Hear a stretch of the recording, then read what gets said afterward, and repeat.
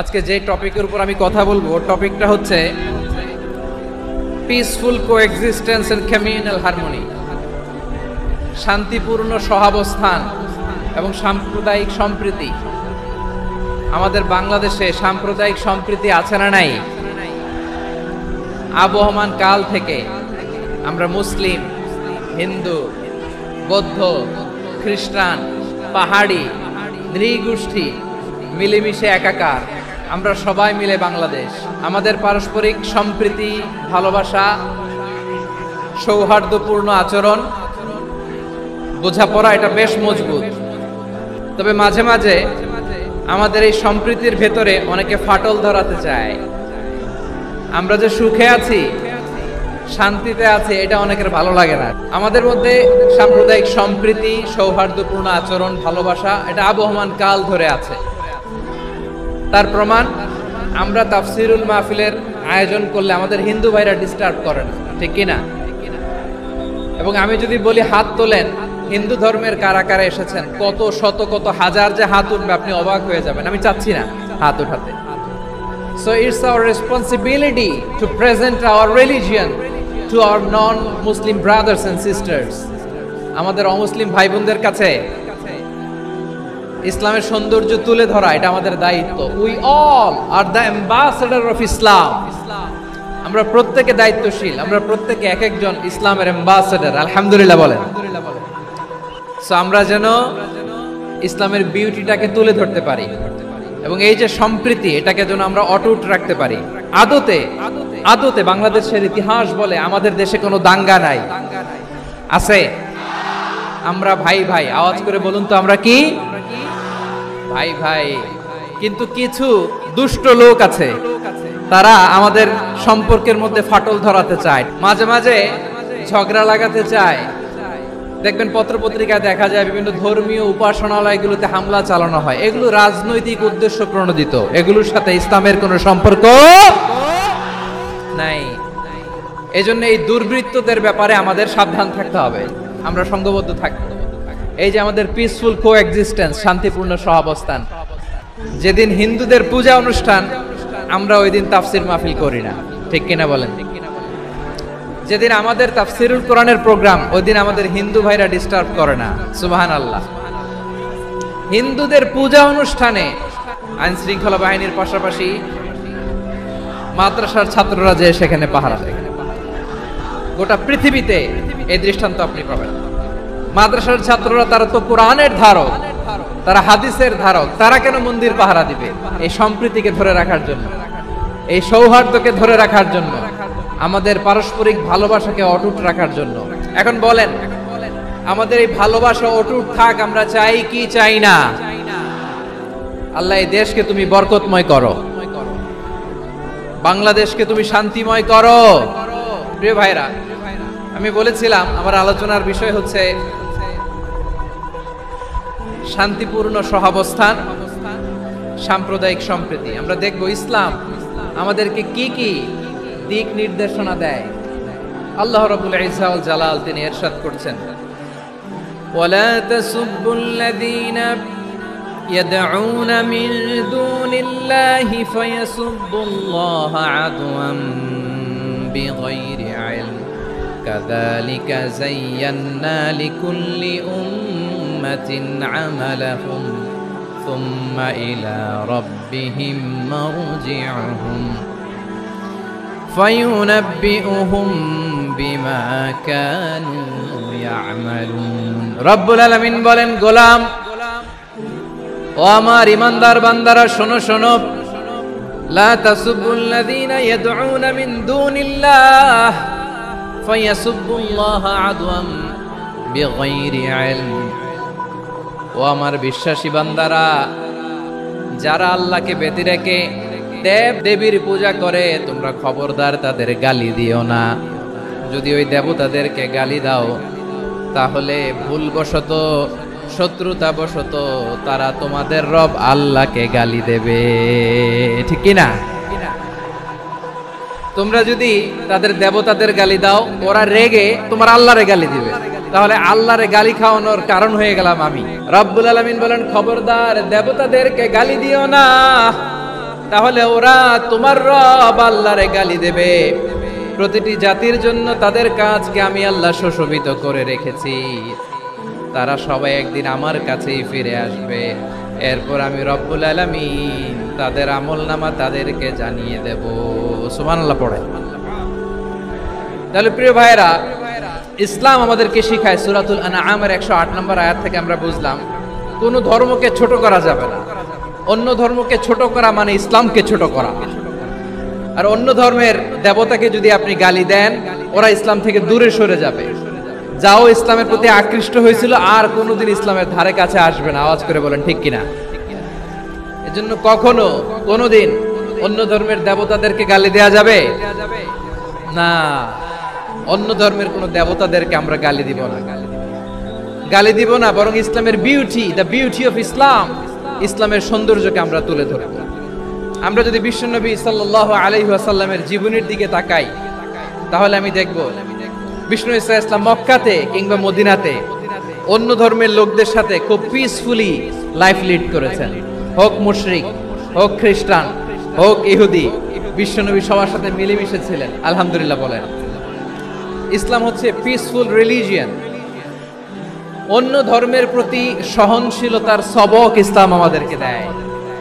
কিন্তু প্রতিটি মুসলিমের এটা মনে রাখতে হবে, আল্লাহর কাছে পছন্দনীয় গ্রহণযোগ্য ধর্ম, জীবনাদর্শ একটি, সেটা হচ্ছে ইসলাম। এজন্য রব্বুল আলামিন বলেন, ইন্নাদ দীনা ইনদাল্লাহিল ইসলাম, আল্লাহর কাছে মনোনীত গ্রহণযোগ্য অ্যাকসেপ্টেড ধর্ম মতাদর্শ একটা, সেটা হলো ইসলাম। ইসলাম ছাড়া অন্য কোন ধর্ম যদি কেউ তালাশ করে, তার ওই ধর্ম আল্লাহ গ্রহণ করবে না। ওমাই ইয়াবতাগি গায়রাল ইসলামি দীনান ফালাই ইউকবালা মিন ওয়া হুয়া ফিল আখিরাতি মিনাল খাসিরিন। Whoever seek anything except Islam, that won't be accepted from him, and he will be loser in the day of judgment. কিয়ামতের দিন ইসলাম ছাড়া কেউ যদি অন্য কোন ধর্ম তালাশ করেছে দুনিয়াতে, তার এই মতাদর্শ গ্রহণ করা হবে না, and he will be loser, ক্ষতিগ্রস্ত, হাই কোম্পানির ম্যানেজার। ওর আমও শেষ, সালাও শেষ। প্রত্যেক নামাজ শেষে আমরা আল্লাহরে বলি, আল্লাহ রাদিতু বিল্লাহি রাব্বা ওয়াবিল ইসলামি দীনা ওয়াবি মুহাম্মাদিন নাবিয়ান ওয়া রাসূলা। ও আল্লাহ, তোমারে রব হিসেবে পেয়ে আমরা খুশি। ও আল্লাহ, ইসলামকে ধর্ম হিসেবে পেয়ে আমরা খুশি। বিশ্বনবীকে আমাদের রাসূল পেয়ে আমরা খুশি। ইসলাম ছাড়া অন্য কোনো ধর্ম আমরা গ্রহণ করব না।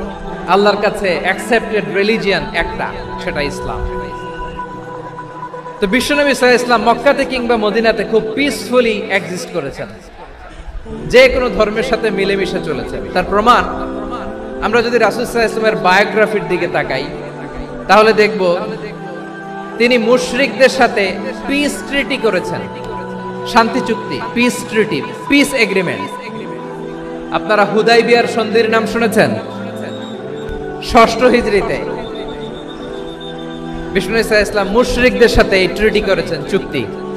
আমরা তো মুসলমান বসতে পারি না, আমরা দুই মুসলিম ভাই একসাথে বসে চা খেতে পারি না, গল্প করতে পারি না। বিষ্ণু ইসলাম মুশরিকদের সাথে ট্রিটি করেছেন, হুদাইবিয়ার সন্ধি। এই সন্ধির আগে মক্কা থেকে কেউ মদিনায় যেতে পারে না, মদিনা থেকে কেউ মক্কায় যেতে পারে না। কিন্তু এই সন্ধির পরে ট্রাফিক স্বাভাবিক হয়ে গেল। মক্কার লোকেরা মদিনায় আসতে পারে, মদিনার লোকেরা মক্কায় আসতে পারে। এটাকে বলে সুলহে Hudaibiya, the peace agreement of Hudaibiya, শান্তি চুক্তি। আমরা পৃথিবীতে এখন অনেক শান্তি চুক্তির নাম শুনি, এগুলো সব the piece treaty of Hudaibiya থেকে কপি করা। আল্লাহু আকবার। মক্কার পার্ট গেল, পিস এগ্রিমেন্ট করলেন, শান্তি চুক্তি। বিষ্ণু ইসলাম মদিনায় যেয়ে কি করলেন? মদিনায় যে বিষ্ণু ইসলাম মদিনা চার্টার করলেন, মদিনা সনদ, সাহিফাতুল মদিনা, এটার বলে মদিনা চার্টার। যে ওয়েস্টে, ইউরোপে, আমেরিকাতে তারা অনেক চার্টার করে, সব চার্টার মদিনা চার্টার থেকে কপি করা। আওয়াজ করে পড়েন সুবহানাল্লাহ। বিষ্ণু ইসলাম মদিনায় গেলেন। মদিনাতে মুসলিম, মুশরিক, ইহুদি এই তিন ধর্মের লোক মিলে সব স্টেক হোল্ডার যারা আছে সবাইকে নিয়ে বিষ্ণু ইসলাম মদিনা চার্টার করলেন, মদিনা সনদ। পড়েন সুবহানাল্লাহ। শুধু তাই নয়, মক্কাতে বিশ্বনবী পিস এগ্রিমেন্ট করলেন, শান্তি চুক্তি মুশরিকদের সাথে। মদিনাতে যে বিশ্বনবী মদিনা চার্টার করলেন, মদিনা সনদ করলেন ইহুদিদের সাথে। আবার মদিনাতে বিশ্বনবী ইহুদিদের সাথে পিস ডায়ালগ করলেন, ইন্টারফেথ ডায়ালগ করলেন, আন্তধর্মীয় সংলাপ করলেন, যেই সংলাপের মূল ভিত্তি ছিল তাওহীদ। বিশ্বনবী ইহুদিদেরকে ডাকলেন, আহ্বান করলেন, কুলিয়া আহলাল কিতাবি তাআলাউ ইলা কালিমাতিন সাওয়াইন বাইনানা ওয়া বাইনাকুম আল্লা না'বুদা ইল্লাল্লাহ ওয়ালা নুশরিকা বিহি শাইআন ওয়ালা ইয়াত্তাখিযা বা'দুনা বা'দান আরবাবাম মিন দুনিল্লাহ ফাইন তাওয়াল্লাউ ফাকুলু আশহাদু বিআন্না মুসলিমুন। বিশ্বনবী মদিনার ইহুদিদের ডেকে বললেন, ও ইহুদিরা, শোনো শোনো,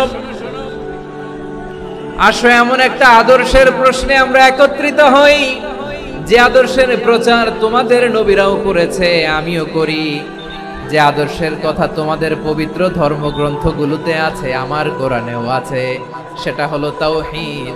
আমরা এক আল্লাহ ছাড়া কারো ইবাদত করব না, আল্লাহর সাথে কাউরে শরীক করব না, আল্লাহ ছাড়া কাউরে রব মানব না। পড়েন সুবহানাল্লাহ।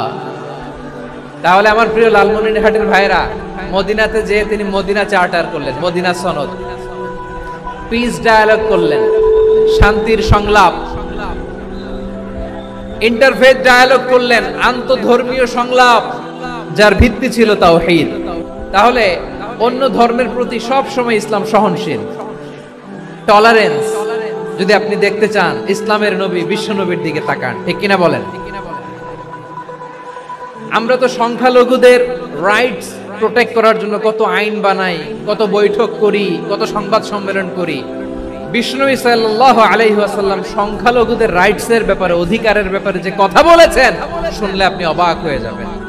বিশ্বনবী বলেন, আলা মান যালামা মুআহাদান আও ইনতাকাসাহু আও কাল্লাফাহু ফাওকা তাআতিহি আও আখাযা মিনহু শাইআন বিগাইরি তিবি নাফসিন ওয়া আনা হাজিজুহু ইয়াউমাল কিয়ামা। খবরদার, জেনে রাখো, কেউ যদি কোনো সংখ্যালঘুর উপরে অত্যাচার করে, কোন সংখ্যালঘুর প্রাপ্য থেকে যদি কেউ কাউকে ঠকায়, সংখ্যালঘুর উপর যদি কেউ কষ্ট দেয়, কোন সংখ্যালঘুর সম্পদ যদি কেউ জোর করে কেড়ে নেয়, আমি কিয়ামতের দিন বিশ্বনবী ওই সংখ্যালঘুর পক্ষে আর ওই মুসলমানদের বিপক্ষে বাদী হয়ে দাঁড়াবো।